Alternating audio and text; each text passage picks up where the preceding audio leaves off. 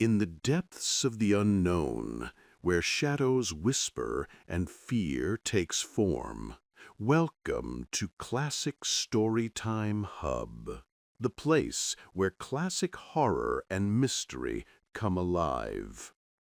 Tonight, I bring you a reimagined version of The Empire of the Necromancers by Clark Ashton Smith, retold with a suspenseful narrative style that grips the soul and breathes new life into this haunting tale. Make sure to subscribe and hit the bell icon so you never miss a journey into the shadows. In the twilight of Earth's final ages, when the bright myths of the dawn are long forgotten, there lingers a darker tale. It is whispered in Zothique, the last continent beneath a fading sun, where the heavens brood in sorrow and the stars blaze with a cruel brilliance before nightfall. This is the tale of Mematmur and Sodosma, necromancers born of the shadowed Isle of Nott. They crossed the shrunken seas to Tanaroth, seeking to ply their forbidden craft. But there death was sacred, and in violate silence the people would not see disturbed. To summon the dead was an outrage, and so the sorcerers were cast out in fury. Banished, they turned southward to Sincor, a wasteland where plague had emptied cities, leaving only mummies and brittle bones beneath an ember-colored sun. The land was barren, its rocks crumbling, its sands lifeless. To ordinary men, it would have been a place of despair. Yet the necromancers walked with secret smiles, as if entering a kingdom long promised to them. Across the desolate highway that once linked Sincor to Tanaroth, they found no living soul, only the skeletal remains of a horse and his rider, still adorned in the finery of a forgotten age. The two sorcerers paused, their eyes gleaming with malice. "The steed shall be yours," said Mematmur to his elder companion, "and the rider shall serve us both. Let him be the first to bend the knee in this land of death." Upon the ashen roadside they traced a triple circle and began their blasphemous rites. With chants that clawed at the silence, they summoned the bones from their stillness. A pinch of enchanted dust upon the nostrils, and the skeleton stirred. With a mournful creak, horse and rider rose, obedient now to the will of their new masters. As they had agreed, Sodosma swung himself onto the skeletal steed, clutching the jeweled reins. He rode like a grotesque parody of death astride his pale horse, while Meatmur walked beside him, leaning on his black staff. Behind them shuffled the reanimated rider, its tattered finery flapping in the wind, a servant bound to their will. In the gray desolation they soon uncovered another horse and rider, sun-dried to the brittle thinness of mummies. With their foul incantations, these too were raised, and Meatmur mounted the shriveled charger. Now the two necromancers advanced in grim procession, mock emperors with a lich and a skeleton in their train. Everywhere they passed, bones and carrion remnants answered their call. Men and beasts alike rose from the dust, swelling their retinue until it became a ghastly army. As they neared Yethliriam, the fallen capital, they found tombs untouched by time, filled with mummies still wrapped in their ancient shrouds. These too were summoned from their sepulchres. Some were set to plow the barren fields, others to draw water from forgotten wells, or to resume the labors they had once known in life. The silence of centuries shattered beneath the clamor of the dead, weavers at their looms, farmers behind skeletal oxen, a city of corpses stirred to motion. At last, Weary from their endless rites, the sorcerers climbed a desert rise.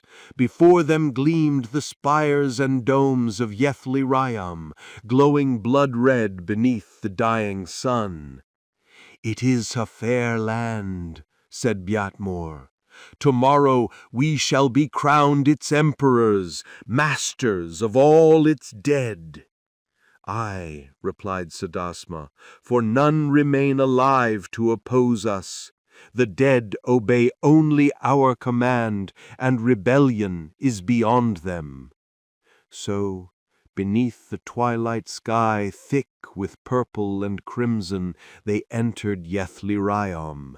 Through its silent mansions they rode, their ghastly procession echoing in the empty streets, until they claimed the abandoned palace where once the Nimboth emperors had ruled for 2,000 years. Within the dust-veiled halls of gold, the necromancers summoned light into the hollow lamps of onyx. By their sorcery, banquets of forgotten centuries appeared before them, phantom feasts of royal meats and wines long vanished from the world. Moonstone goblets were raised to their lips by skeletal attendants, and in that grotesque revelry they drank deep, postponing until dawn the greater work that awaited them. When the crimson morning bled across the sky, they rose from their sumptuous beds, restless with ambition. Through the silent streets of Yethliriam they moved, weaving spells over the unburied dead, the last victims of the pestilence. Soon their dominion stretched beyond the city, into the necropolis of towering tombs where the emperors of Sincor had lain sealed for ages. At their command, skeletal slaves shattered the stone doors. With chants of tyranny, Matmuor and Sodosma summoned forth the jeweled mummies of the Nimboth line, kings and queens who had once ruled in splendor. One by one they emerged, stiff and hollow-eyed, their wrappings glittering with gems that burned like embers in the dim light. Courtiers and nobles followed, dragged from centuries of silence into a mockery of life. Through the streets they marched in grim procession, the dead monarchs bowing before their new masters as if conquered captives. At last, in the vast throne room, the necromancers seated themselves upon the twin thrones of Sincor. There, amid the throng of emperors past, they were crowned in dreadful ceremony by the withered hands of Hestaion, the first of the dynasty. From every throat of that funereal assembly arose a hollow acclamation, echoing like voices from a tomb. Thus did the exiles claim an empire of the dead. Over all Sincor they reigned, wielding their black sorcery as a scepter. Tribute poured in from the endless vaults, gold dulled by cobwebs, jewels dimmed by dust, borne by cadaverous porters and plague-ravaged slaves. Yethliriam, once a city of silence, now throbbed with the ceaseless toil of corpses, all bent to the will of Matmuor and Sodosma. In the palace gardens, long-dead laborers coaxed phantom blossoms from barren soil. Skeletons and liches delved into the mines or raised impossible towers that clawed at the dying sun. Princes and chamberlains of forgotten dynasties poured wine into jeweled cups, while golden-haired empresses, drawn from the tomb unspoiled, plucked ghostly melodies from stringed instruments. Even beauty itself was enslaved. Those spared too much decay were claimed as companions, bound to serve the necromancer's twisted desires. All of Sincor's dead mimicked life at the command of Matmuor and Sodosma. They walked, they spoke, they ate and drank as if still among the living. Their senses were but pale echoes of what they had once known, their minds shackled by sorcery. Memories of their former lives flickered faintly, like shadows on water.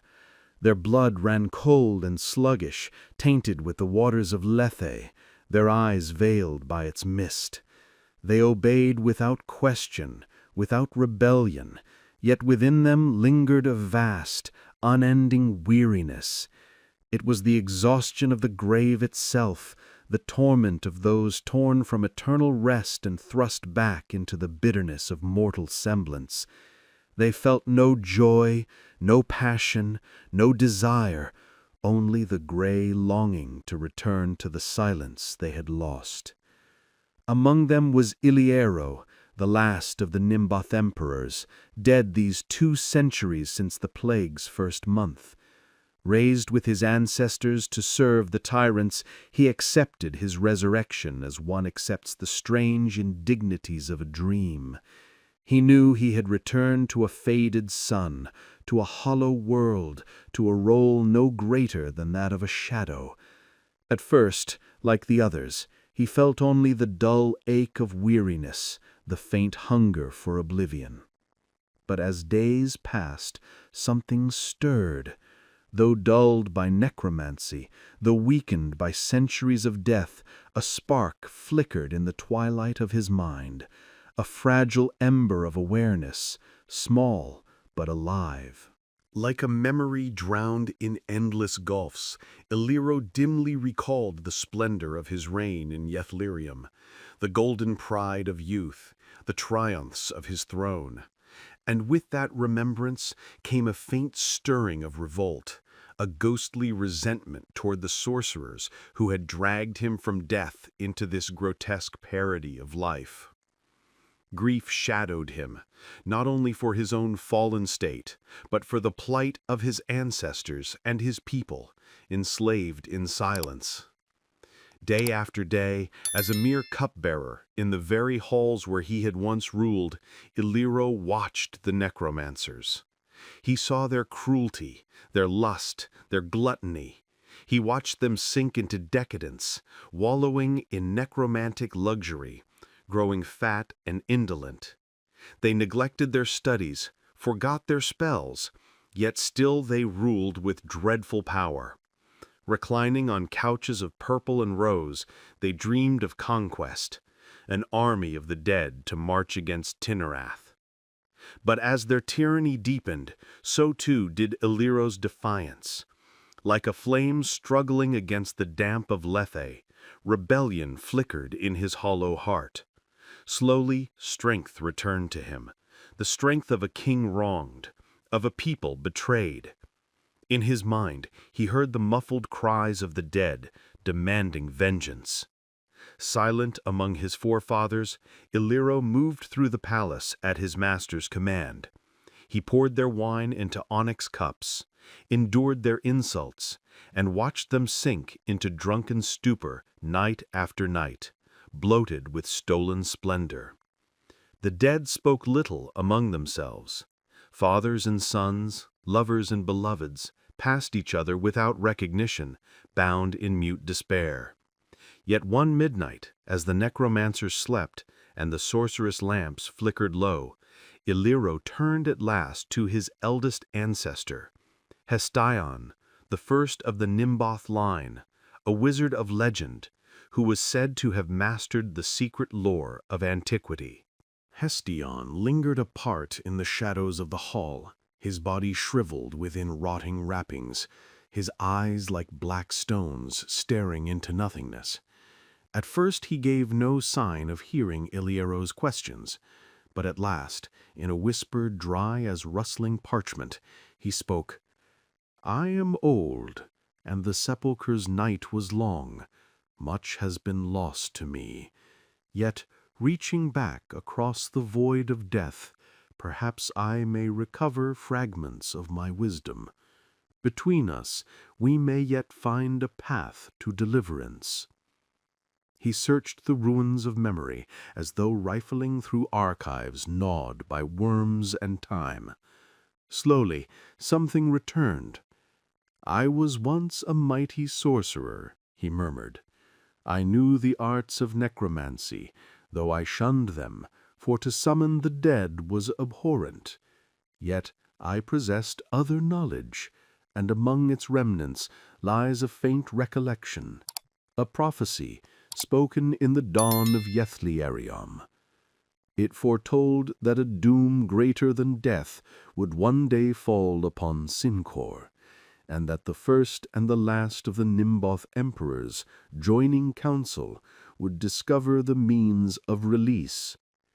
The prophecy named no evil, but it spoke of an ancient clay image hidden in the deepest vault beneath the imperial palace. By its breaking, the way would be revealed. Iliero pondered, and memory stirred within him. I recall, in my youth, wandering idly through the unused vaults of the palace. In the lowest chamber, I found a strange clay figure, dust-covered and crude. Not knowing its meaning, I turned away, and thought no more of it. So it was, that stealing from their kin in silence, Iliero and Hestion took jeweled lamps from the hall and descended the secret stairs. Like furtive shadows, they threaded the labyrinth of darkened corridors, until at last they reached the lowest crypt. Amid the black dust and ancient cobwebs of forgotten centuries, they found the clay idol, its crude face carved in the likeness of some lost god. With a shard of stone, Elyre shattered it. From its hollow heart spilled the relics of prophecy. A sword of untarnished steel, a bronze key that gleamed as if newly forged, and tablets of brass inscribed with the rites that would free Sincor from its bondage and return its people to the peace of death. Following the tablet's command, Elyre turned the bronze key in a narrow door at the vault's end. Beyond lay a spiral stair of somber stone, plunging into an abyss where the buried fires of the earth still smoldered. Elyre remained to guard the threshold, while Hestion, clutching the sword in his withered hands, returned to the palace hall. There, beneath the wan glow of necromantic lamps, the sorcerers sprawled in drunken slumber upon couches of rose and purple, surrounded by their patient throng of the dead. With the strength of prophecy behind him, Hestion raised the blade high, and with two mighty strokes severed the heads of Motmur and Sodosma. Their bodies, quartered by his hand, bled their last corruption into the silks they had defiled. Then, turning to his kin, Hestion spoke in a voice dry as dust, yet commanding as a king's decree. The dead emperors and empresses stirred like autumn leaves caught in a sudden wind. A whisper spread among them, flowing outward through the palace, carried from tomb to tomb, until all the dead of Sincor heard the call. That night, and through the blood-red day that followed, the streets of Yethliarium filled with a ceaseless tide. Liches, skeletons, plague-worn corpses, all marched in silence, their eyes fixed, their steps unbroken. They streamed toward the vaults beneath the palace, where Elyre stood sentinel at the open door. Downward they went by stair upon stair, until they reached the gulf where the earth's dying fires boiled. And there, without pause, they cast themselves into the abyss. One by one, in an endless torrent, they leapt into the flames, not seeking life, but the final mercy of annihilation. When the last of the dead had gone to their release, Hestion lingered alone in the fading light, beside the butchered remains of Motmur and Sodosma. As the tablets had commanded, he summoned the forbidden spells of elder necromancy he had once known, and laid upon the corpses a curse more dreadful than death itself, the very torment they had sought to impose upon Sincor. From their severed lips came blasphemous cries. Their heads rolled with glaring eyes. Their limbs and torsos writhed upon the blood-soaked couches, condemned to a perpetual mockery of life. Without a backward glance, knowing the prophecy was fulfilled, Hestion turned and made his weary way through the labyrinth of vaults to rejoin Ileilo. Together, in solemn silence, they passed through the final door of the nether vault. Ileilo locked it fast with the bronze key, and side by side they descended the coiling stair. At the gulf of the earth's dying fires, they joined their kin and their people, surrendering themselves at last to the mercy of annihilation. But of the necromancers, men still whisper that their quartered bodies crawl endlessly through the black vaults of Yethleream, writhing in eternal unrest, seeking in vain the door that Ileilo sealed forever. And thus the story ended. If you liked this journey into the worlds of classic literature, do not forget to support us by subscribing so we can tell you more. And hey, if there's a classic tale you'd love to hear told in this suspenseful style, drop its name in the comments below. Your suggestion might be our next chilling adventure.